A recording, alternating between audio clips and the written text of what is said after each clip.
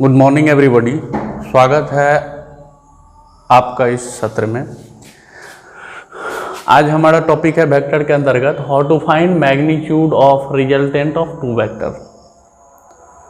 दो सदिशों के परिणामी सदिश का परिमाण,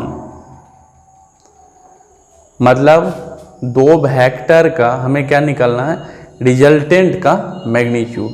आप जानते हैं वेक्टर में मैग्नीट्यूड के साथ साथ डायरेक्शन भी होती है, तो दो वेक्टर के रिजल्टेंट का आज हम मैग्नीट्यूड निकालेंगे और कल उसके डायरेक्शन के बारे में बात करेंगे। ठीक है, तो स्टार्ट करते हैं।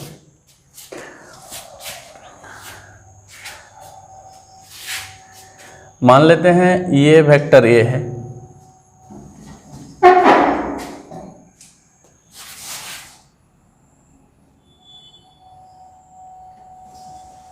और ये वेक्टर बी है।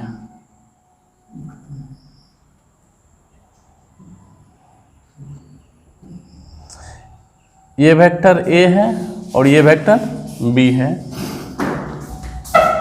इनका रिजल्टेंट कहाँ होगा, इसके लिए आपको हम पैरेललोग्राम लॉ में बताए हैं कि दो वेक्टर का टेल यदि एक ही पॉइंट पर हो या दो वेक्टर जब को इनिशियल हो तो उनका रिजल्टेंट निकालने के लिए पैरेललोग्राम कंप्लीट करते हैं इन दोनों वेक्टरों की मदद से, और उस पैरेललोग्राम के कॉमन टेल से पास करने वाला डायगोनल हम के रिजल्टेंट को रिप्रेजेंट करता है।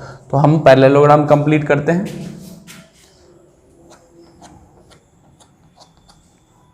ये जितना बड़ा है उतना ही बड़ा होगा।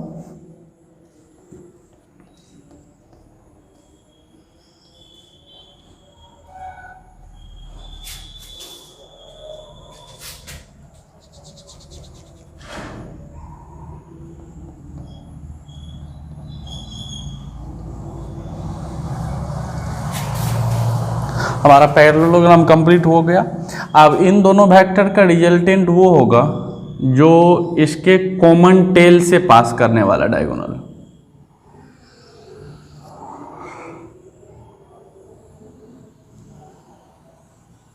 तो ये डायगोनल इन दोनों वेक्टर के कॉमन टेल से पास कर रही है, तो यही इन दोनों वेक्टर के कॉमन टेल से पास करने वाला डायगोनल ही इन दोनों वेक्टर के रिजल्टेंट अर्थात एडिशन को रिप्रेजेंट करेगा। तो ये है इन दोनों वेक्टर का रिजल्टेंट अर्थात a प्लस बी।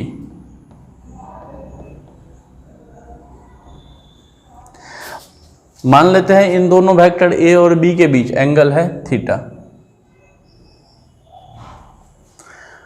आपको हम पहले बताए हैं कि किसी वेक्टर के लाइन सेगमेंट की लंबाई उसके मैग्नीट्यूड को रिप्रेजेंट करती है।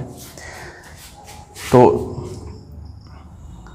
ये वेक्टर a है, तो इस वेक्टर a के लाइन सेगमेंट की लंबाई इस वेक्टर a के मैग्नीट्यूड को रिप्रेजेंट करेगी। तो यहां से यहां तक की लंबाई a होगी।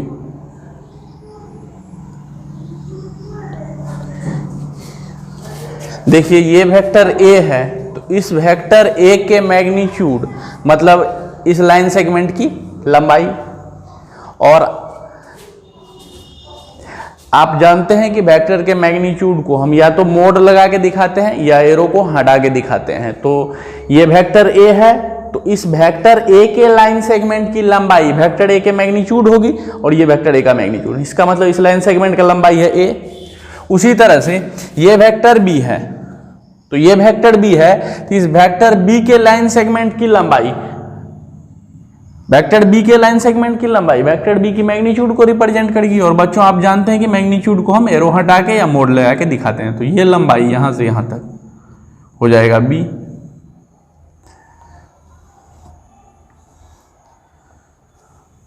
ठीक है, अब आपके पास क्या है, एक वेक्टर a है, दूसरा वेक्टर b है। इन दोनों वेक्टरों के बीच एंगल थीटा है। इस लाइन सेगमेंट की लंबाई वेक्टर a के मैग्नीट्यूड को रिप्रेजेंट करेगी, इसलिए हमने इस लाइन सेगमेंट के लंबाई को वेक्टर a के मैग्नीट्यूड से दिखाया है। इस लाइन सेगमेंट की लंबाई वेक्टर b के मैग्नीट्यूड को रिप्रेजेंट करेगी, इसलिए हमने इस लाइन सेगमेंट के लंबाई को वेक्टर b के मैग्नीट्यूड से रिप्रेजेंट किया है।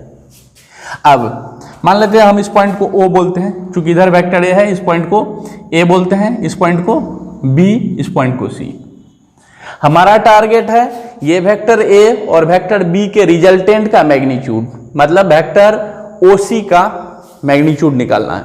और आप जानते हैं कई बार यहाँ अभी मैंने तुरंत जिक्र किया है कि किसी वेक्टर के लाइन सेगमेंट की लंबाई ही उसकी मैग्नीट्यूड को रिप्रेजेंट करती है। तो हमें इस रिजल्टेंट वेक्टर का मैग्नीट्यूड चाहिए, रिजल्टेंट वेक्टर का मैग्नीट्यूड चाहिए, इसका मतलब हमें इस लाइन सेगमेंट की लंबाई चाहिए जिस लाइन सेगमेंट के द्वारा रिजल्टेंट वेक्टर रिप्रेजेंट किया गया है। इसका मतलब हम यदि OC की लंबाई निकाल लें तो वही रिजल्टेंट का मैग्नीट्यूड होगा, क्योंकि किसी वेक्टर के लाइन सेगमेंट की लंबाई उसकी मैग्नीट्यूड को रिप्रेजेंट करती है। तो हमें OC का मैग्नीट्यूड निकालना है, मतलब OC लंबाई निकालनी है। उसके लिए क्या करते हैं, हम यहां से एक परपेंडिकुलर ड्रॉ करते हैं इसको एक्सटेंड करके। अब आपके मन में सवाल उठता होगा कि परपेंडिकुलर क्यों ड्रॉ करें। तो आप जानते हैं कि राइट एंगल ट्रायंगल में यदि हमें दो साइड मालूम होती है तो हम तीसरी साइड को आसानी से निकाल सकते हैं। इसलिए हमारे मन में इच्छा है कि यहाँ एक राइट एंगल ट्रायंगल डिजाइन किया जाए। तो उसके लिए यहाँ C से हम परपेंडिकुलर ड्रॉ करते हैं CD।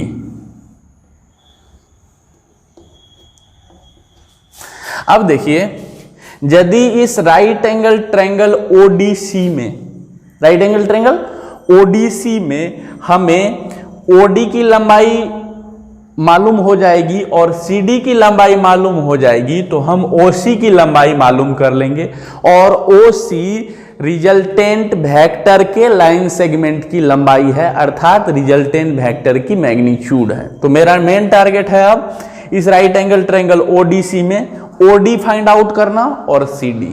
और आप देख रहे हैं कि हमें OA की लंबाई मालूम है, वो है A। तो हमें OD निकालने के लिए हमें निकालना पड़ेगा सबसे पहले AD और उसके बाद CD। ओके, अब देखिए ये एंगल थीटा है और ये OB और OC एक दूसरे के पैरेलल है। पैरेलल क्यों है? क्योंकि OACD हम पैरेललोग्राम ही कंस्ट्रक्ट किए हैं। तो यदि OB और AC एक दूसरे के पैरेलल है और ये एंगल थीटा है तो ये एंगल भी थीटा होगी, क्योंकि ये दोनों पैरेलल लाइंस हो गई और उसके लिए ये लाइन OA ट्रांसवर्सल जैसा काम करेगी, प्रतिच्छेदी जैसा काम करेगी। तो उस हिसाब से ये थीटा होगा तो ये भी थीटा होगा कॉरस्पॉन्डिंग एंगल से। या यदि आप कॉरस्पॉन्डिंग एंगल का यूज नहीं करना चाहते तो आप जानते हैं कि पैरेललोग्राम के एडजेसेंट एंगल का सम 180 डिग्री होता है। तो यदि ये थीटा है तो ये एंगल ये 180 माइनस थीटा होगा और ये 180 माइनस थीटा होगा, तो फिर ये दोनों एक लाइन पर बना एंगल है, लीनियर पेयर है, तो इन दोनों का सम 180 डिग्री होना चाहिए, इसलिए ये थीटा होगा। कोई डाउट? तो आप देख सकते हैं कि ये थीटा है तो आप डायरेक्ट लिख सकते हैं ये थीटा कॉरस्पॉन्डिंग एंगल से, या ये थीटा होगा तो ये 180 डिग्री माइनस थीटा होगा, क्योंकि पैरेललोग्राम के एडजेसेंट एंगल का सम 180 डिग्री होता है, और फिर ये 180 माइनस थीटा होगा तो ये भी थीटा होगा। चलिए, अब मेरा मेन टारगेट है AD निकालना। क्यों AD निकालना? क्योंकि जब हमें AD की लंबाई मालूम हो जाएगी तो हम OD निकाल लेंगे और फिर CD निकाल के हम OC की लंबाई निकालेंगे। ओके, तो हम उसके लिए क्या करते हैं, पहले इस राइट एंगल ट्रायंगल ADC में काम कर लेते हैं। और एक बात और देखिए, ये OB की लंबाई वेक्टर B के लाइन सेगमेंट की लंबाई B है, और ये यदि लाइन सेगमेंट की लंबाई B है तो ये लंबाई भी B होगी, ये लेंथ B होगी, ये लेंथ AC भी B के बराबर होगी, क्योंकि पैरेललोग्राम का अपोजिट साइड इक्वल होता है। तो ये लंबाई B है OB, तो यकीनन AC भी B के बराबर होगा। अब इस राइट एंगल ट्रायंगल में काम करते हैं ADC में, तो हम लिखते हैं in right angle triangle ADC। क्या होगा कि यदि हम इस राइट एंगल ट्रायंगल ADC में काम करेंगे तो हम CD और AD निकाल पाएंगे, और फिर हम इस बड़े वाले राइट एंगल ट्रायंगल ODC में काम करके OC निकालेंगे। तो हम पहले इस छोटे वाले राइट एंगल ट्रायंगल में काम करते हैं, इन राइट एंगल ट्रायंगल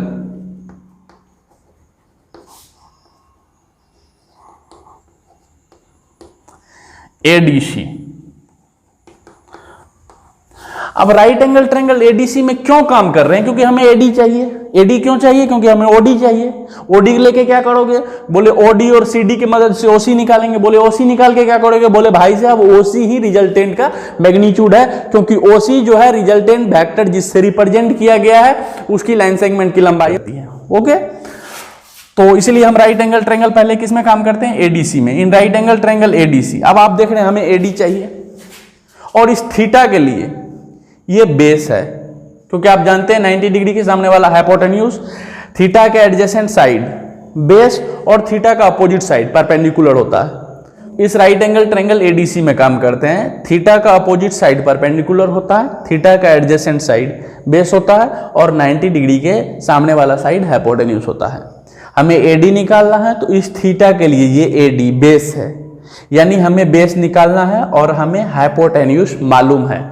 और आप जानते हैं बेस और हाइपोटेन्यूज के बीच रिलेशन कॉस और सेक दिखलाती है। या तो आप कॉस यूज कर ले या सेक यूज कर ले, रिजल्ट सेम आने वाला। तो मैं कॉस यूज कर रहा हूं, तो इस ट्रायंगल में मैं कॉस थीटा लगा रहा हूं।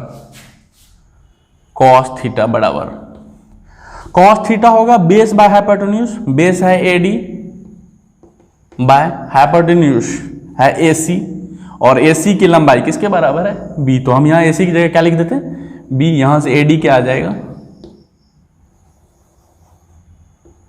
यहां से एडी आ जाएगा बी कॉस थीटा, यानी इस एडी की लंबाई हो गई यहां से यहां तक बी कॉस थीटा। ठीक है बच्चों, बी कॉस थीटा। यहां से अब देखें किस तरह से निकालें। अब ये पूरा लंबाई है ए और ये पूरा लंबाई है बी कॉस थीटा। तो जब हम ओ ए में एडी को ऐड करेंगे तो हमें ओडी मिलेगी। तो यहां से यहां तक की लंबाई हो जाएगी ए प्लस बी कॉस थीटा, क्योंकि ये लंबाई है ए और ये बी कॉस थीटा, तो टोटल हो गया ए प्लस बी कॉस थीटा। यानी हमने ओडी निकाल लिया। अब हमें क्या निकालना है? C D.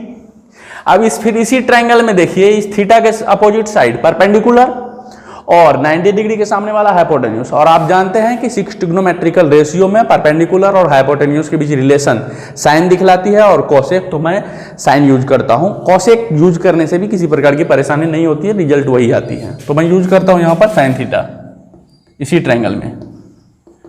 तो साइन थीटा होती है परपेंडिकुलर बाय हाइपोटेन्यूज। तो यहां परपेंडिकुलर है सी डी और हाइपोटेन्यूज ए सी, जिसकी लंबाई बी के बराबर है। तो बी, यहां से हमें सी डी आ गया बी साइन थीटा। तो इस सी डी की लंबाई कितनी हो गई बच्चों? B sine theta. यहां से यहां तक की लंबाई है बी साइन थीटा। ओके, अब आप देख रहे हैं बहुत सिंपल चीज है। अब हम इस OD को निकाल चुके हैं और इस CD को निकाल चुके हैं, और जब इस राइट एंगल ट्रायंगल ODC में हमें OD और CD मालूम है, तो यकीनन हम OC की लंबाई निकालेंगे, और OC के लाइन सेगमेंट की लंबाई ही रिजल्टेंट के मैग्नीट्यूड को रिप्रेजेंट करेगी, क्योंकि यही हमारा रिजल्टेंट वेक्टर है इन दोनों वेक्टर A और B का, और किसी वेक्टर के लाइन सेगमेंट की लंबाई उसकी रिजल्ट मैग्नीट्यूड को रिप्रेजेंट करती है। तो आइए इस ODC राइट एंगल ट्रायंगल में काम करते हैं। तो मैं लिख रहा हूं in right angle triangle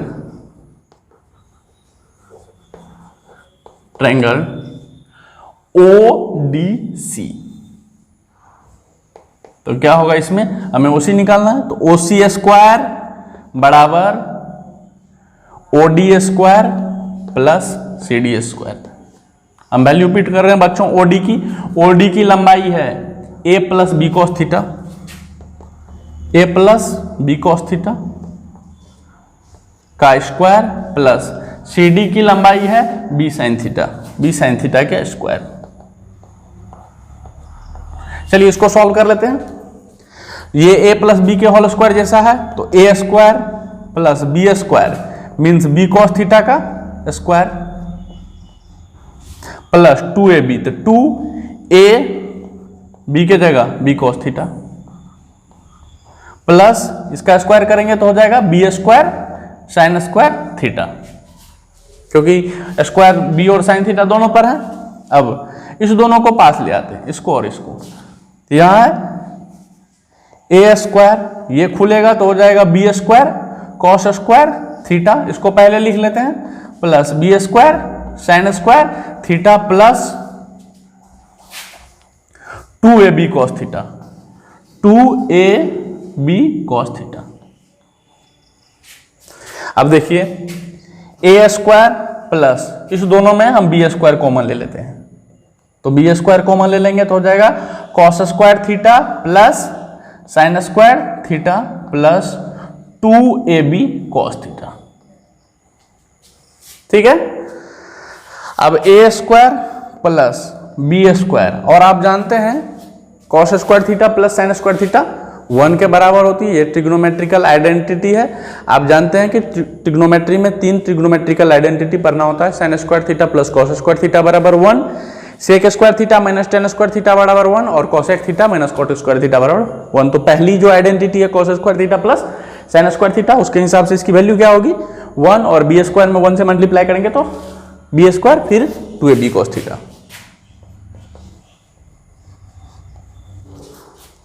2ab cos theta.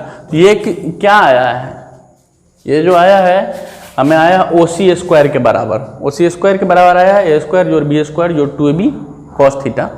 लेकिन हमें ओसी स्क्वायर नहीं चाहिए, हमें किसकी लंबाई चाहिए, ओसी की, क्योंकि ओसी ही रिजल्टेंट वेक्टर के लाइन सेगमेंट की लंबाई है और लाइन सेगमेंट की लंबाई मैग्नीट्यूड को रिप्रेजेंट करती है। तो इस ओसी की लेंथ निकालना हमें, तो यहाँ ओसी स्क्वायर आया है तो ओसी क्या हो जाएगा, इसीलिए ओसी हो जाएगा रूट अंडर, इधर से स्क्वायर आएगा इधर क्या करेगा root A square plus B square plus 2ab cos theta. ठीक है। लोग इसको इस तरह से भी लिखते हैं कि ओसी आया है तो ये ओसी है और ओसी ही किसकी मैग्नीट्यूड को रिप्रेजेंट कर रही है, रिजल्टेंट वेक्टर को। तो यहां हम लिख सकते हैं कि ओसी, ओसी मतलब क्या, रिजल्टेंट का मैग्नीट्यूड, या वेक्टर ए और वेक्टर बी का सम, वही तो रिजल्टेंट था, उसका मैग्नीट्यूड होता है root under A square plus B square plus 2ab cos theta. कुछ बुक्स में इसको इस तरह से भी लिखा जाता है रूट अंडर, तो क्या ये जो है वेक्टर ए का मैग्नीट्यूड है और मैग्नीट्यूड को लोग मोड लगा के भी क्या करते हैं रिप्रेजेंट करते हैं, तो इसको ऐसा लिखते हैं मोड ए का स्क्वायर प्लस मोड बी का स्क्वायर जो 2 इंटू वेक्टर ए का मैग्नीट्यूड इंटू वेक्टर बी का मैग्नीट्यूड इंटू कॉस थीटा। ये दोनों चीज क्या है, सेम है, लिखने का अपना अपना तरीका है। तो रिजल्टेंट वेक्टर का मैग्नीट्यूड आया, जो ए हमको डाटा क्या क्या दिया हुआ था उस पर विचार करते थे। एक वेक्टर ए था, दूसरा वेक्टर बी था और उनके बीच का एंगल था थीटा। और तो रिजल्टेंट का मैग्नीट्यूड अर्थात ए प्लस बी का मैग्नीट्यूड आया रूट अंडर वेक्टर ए के मैग्नीट्यूड का स्क्वायर प्लस वेक्टर बी के मैग्नीट्यूड का square plus 2 into vector A का मैग्नीट्यूड इंटू वेक्टर बी का magnitude into cos of angle between them. Angle between them कितना है थीटा। या यहां देखिए तो यहां भी वही चीज है, रिजल्टेंट का मैग्नीट्यूड बोले तो ए प्लस बी का मैग्नीट्यूड, क्योंकि ए प्लस बी ही रिजल्टेंट है, रूट अंडर वेक्टर ए के मैग्नीट्यूड का स्क्वायर वेक्टर बी के मैग्नीट्यूड का स्क्वायर जो 2 इंटू वेक्टर ए का मैग्नीट्यूड वेक्टर बी का magnitude into cos of angle between them that is theta. Okay, यही था आज का हमारा लेक्चर। अगले लेक्चर में हम देखेंगे कि कैसे, आप जानते हैं कि वेक्टर में मैग्नीट्यूड और डायरेक्शन दोनों होती है, तो हम रिजल्टेंट वेक्टर की सिर्फ अभी क्या किसकी बात कर रहे हैं, मैग्नीट्यूड की। और कोई वेक्टर तब पूरी तरह से रिप्रेजेंट किया जाता है जब हम उनके डायरेक्शन की भी बात करें। तो अगला दिन हम बात करेंगे कि रिजल्टेंट वेक्टर की मैग्नीट्यूड तो इतनी है लेकिन वो कहाँ है, मतलब उसकी डायरेक्शन कितनी है, कहाँ है। तो आशा करता हूँ कि आज का लेक्चर आप लोगों को पसंद आया हो, और यदि आपको पसंद आए तो यकीनन दोस्तों को भी इस वीडियो को शेयर करेंगे और इसी तरह का और लेक्चर आपको आसानी से मिलते रहे और उसकी नोटिफिकेशन आपको मिलते रहे, उसके लिए आप हमारे YouTube चैनल पर, हमारा YouTube चैनल मौजूद है श्री कृष्णा क्लासेज मधेपुरा के नाम से, वहाँ जाके हमारे चैनल को सब्सक्राइब करें और बेल आइकन दबाएं। धन्यवाद। That's it.